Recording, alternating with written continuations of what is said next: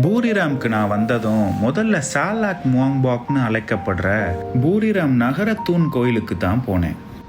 பொதுவாக தாய்லாந்தில் இது மாதிரி நகரத்தூண்களை வழிபடுற வழக்கம் இருக்குங்க. நிறைய நகரங்களில் இது மாதிரி நகரத்தூண் மற்றும் நகரத்தூண் கோயில்களை பார்க்கலாம். பேங்காக்கில் கூட இப்படி ஒரு கோயில் இருக்குது.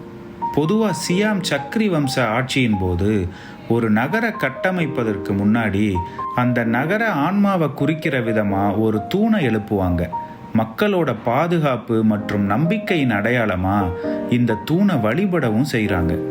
காலப்போக்கில் இந்த தூண்களுக்கு கோயில்களையும் கட்டி எழுப்ப தொடங்கிட்டாங்க. இப்படி தாய்லாந்து முழுவதும் பல ஊர்களில் நகரத்தூண் கோயில்களை பார்க்கலாம். நகரத்தோட மையத்தில் இந்த கோயிலை 1969 தான் கட்டினாங்க.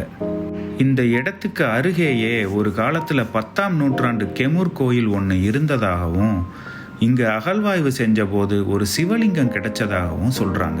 அதனால் இங்கே இருக்கிற பழமையான நகரத்தூணுக்கு கோயில் எழுப்பணும்னு முடிவு செஞ்சப்போ அதுக்கு இந்த புனிதமான இடம்தான் சரியாக இருக்கும்னு தேர்வு செஞ்சாங்க. அதோட அந்த கோயிலை பாரம்பரிய கெமுர் பாணியிலேயே கட்டினாங்க. இது பூரிராமுக்கு இருந்த பண்டைய கெமுர் தொடர்புக்கு ரொம்பவே பொருத்தமாக இருந்தது. இங்கே நடுவில் இருக்கிறது தான் பூரிராமோட நகரத்தூண். பூரிராமுங்கிற சொல்லுக்கே மகிழ்ச்சியான நகரம்னு பொருள். இந்த கோயிலை சுற்றி நான் பார்த்துட்டேன்.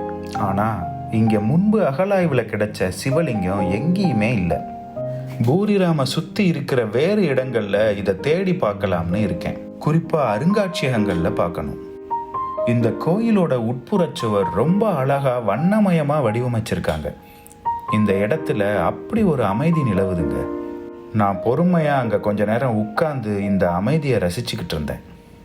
இந்த கோயிலை சுற்றி இருக்கிற வாயில்களில் கருடா, ஹயக்ரீவர், நரசிம்மர், விநாயகர் போன்ற சிற்பங்கள் நிறைஞ்சு இருக்கு. இந்த கோவிலோட கோபுரம் கெமுர் கட்டிடக்கலை பாணியில் எழுப்பியிருக்காங்க.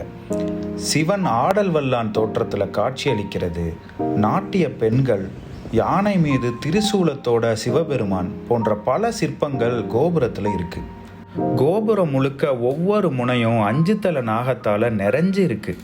இது கெமுர் கட்டிடக்கலையோட முக்கியமான அம்சம். இன்னும் சொல்ல போனா குறுக்கே நின்று தூரத்துல இருந்து பார்க்கும்போது இந்த 5 தலை நாகங்கள் எல்லாம் ஒன்று சேர்ந்து ஒரே 5 தலை நாகம் போல காட்சி அளிக்கிறது கூடுதல் சிறப்பு.